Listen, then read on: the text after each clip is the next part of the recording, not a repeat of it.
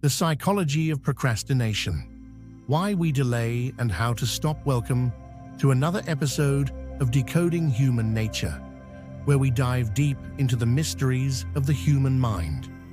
Today, we're tackling an all-too familiar phenomenon: procrastination. Why do we delay, even when we know it's against our best interests?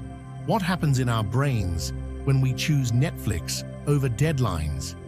And most importantly, how can we break free from its grip?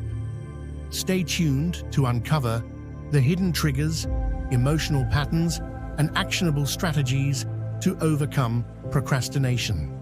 And if you're finding value in our exploration of human nature, don't forget to support our channel by liking this video, subscribing, and hitting the notification bell. Let's decode procrastination together. Procrastination isn't laziness, the psychology explained. Contrary to popular belief, procrastination isn't about being lazy. Laziness implies a lack of effort or motivation altogether. Procrastination, on the other hand, involves wanting to do something, but struggling to take action. It's an emotional regulation problem rooted in our brain chemistry and mental processes. At its core, procrastination is the result of a battle between two parts of the brain, the limbic system and the prefrontal cortex. The limbic system, which controls our emotions and desires for instant gratification, often overrides the prefrontal cortex, which is responsible for planning and decision-making. When faced with a task that feels overwhelming, boring, or stressful, the limbic system opts for immediate relief. Watching a show, scrolling through social media, or simply doing nothing. Why procrastination feels good in the moment. When you procrastinate, you get an immediate sense of relief. That's because avoiding a task reduces anxiety in the short term. Your brain rewards you with a dopamine hit, reinforcing the behavior. But here's the catch: the relief is temporary. As deadlines loom closer, stress and guilt creep in, creating a vicious cycle. The emotional triggers behind procrastination. Procrastination isn't just about poor time management. It's deeply tied to our emotions. Here are some common emotional triggers. Fear of failure. The thought of not meeting expectations can paralyze you. It's easier to delay and avoid the task altogether than risk failure. Perfectionism. Waiting for the right time or perfect conditions can lead to endless delays. Overwhelm. Large, complex tasks can feel insurmountable. Breaking them down into smaller steps can make them more manageable. Lack of motivation. If a task doesn't feel meaningful or rewarding, it's harder to muster the energy to begin. Types of procrastinators. Not all procrastination looks the same. Here are the common types of procrastinators. The avoider. Avoids tasks out of fear of failure or judgment. The perfectionist. Delays starting because they want everything to be flawless. The thrill seeker. Thrives on last-minute pressure and adrenaline. The indecisive. Struggles to start because they're unsure how to approach the task. The science of procrastination.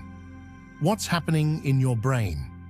When you procrastinate, your brain experiences a conflict between the prefrontal cortex and the limbic system. The limbic system prioritizes short-term rewards, while the prefrontal cortex is focused on long-term goals. Without conscious effort, the limbic system often wins, leading to delay. Another key player is dopamine, the neurotransmitter associated with pleasure and reward. Procrastination triggers a dopamine hit when you choose an enjoyable activity over a challenging task. Over time, this trains your brain to default to avoidance. The hidden costs of procrastination. Procrastination might feel harmless, but it has serious consequences. Increased stress. Delaying tasks creates a ticking time bomb of anxiety. Lost opportunities, missed deadlines, and unfinished projects can hold you back professionally and personally. Damage to self-esteem. Repeated procrastination reinforces negative self-beliefs like "I'm lazy" or "I can't follow through." Strained relationships. Letting others down due to procrastination can hurt your credibility and relationships. Breaking the procrastination cycle. Strategies that work. Break tasks into smaller steps. Large tasks can feel overwhelming. Divide them into manageable chunks and focus on completing one step at a time. Set specific deadlines. Open-ended tasks are easy to delay. Assign clear deadlines to create urgency. Use the Pomodoro technique. Work for 25 minutes, then take a 5-minute break. Repeat this cycle to maintain focus and avoid burnout. Eliminate distractions. Identify and remove distractions from your environment, whether it's your phone, TV, or noisy surroundings. Reward yourself. Give yourself small rewards for completing tasks to reinforce positive behavior. Practice self-compassion. Be kind to yourself when you slip up. Acknowledge the mistake and refocus on your goals. The power of accountability. Accountability can be a powerful motivator. Share your goals with a friend, colleague, or mentor who can check in on your progress. Alternatively, consider joining a productivity group or using accountability apps to stay on track. Mindset shifts to overcome procrastination. Focus on progress, not perfection. Accept that imperfection is part of the process.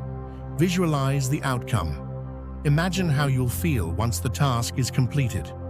Use this as motivation to start. Adopt a growth mindset. View challenges as opportunities to learn and grow, rather than obstacles to avoid. Reframe negative thoughts. Replace "I have to" with "I get to" shift your perspective. Real-life examples of procrastination and recovery. Let's look at some examples. Student struggles. A college student overwhelmed by assignments learns to use the Pomodoro technique and breaks tasks into smaller parts. Workplace procrastination. A professional struggling with email overload implements time blocking to regain control of their day. Creative blocks. An artist battling perfectionism sets a timer for 30 minutes to create without judgment, helping them rediscover their flow. Conclusion: why procrastination is a human experience. Procrastination is a universal experience rooted in our emotions, biology, and psychology. But it doesn't have to control your life.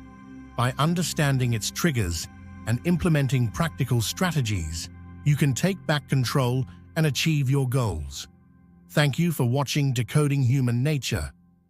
If you found this video helpful, support our channel by liking, sharing, and subscribing. Let us know in the comments, what's your biggest procrastination struggle, and how do you plan to tackle it? See you in the next episode.